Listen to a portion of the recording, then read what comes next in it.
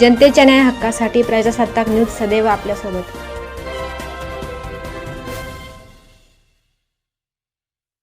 काल रात्री 9च्या सुमारास भारतनगर या ठिकाणी 2 गटामध्ये पराभूत उमेदवार आणि जिंकलेले उमेदवार यांच्यामध्ये वादविवाद झाले आणि त्याचं पर्यवसन भांडणामध्ये झालं। आणि आज सकाळी पण इंदिरानगर या ठिकाणी तोच प्रकार झालेला आहे। माझी सर्व पराभूत उमेदवार आणि जिंकलेले उमेदवार यांना आणि त्यांचे कार्यकर्ते, दोन्ही बाजूचे कार्यकर्ते यांना एकच विनंती आहे की काल रात्री पण आपण गुन्हा दाखल केलेला आहे आणि आज सकाळी पण आता जो सकाळी जे झाली मारामारी आहे त्याचा पण गुन्हा आपण दाखल करतोय।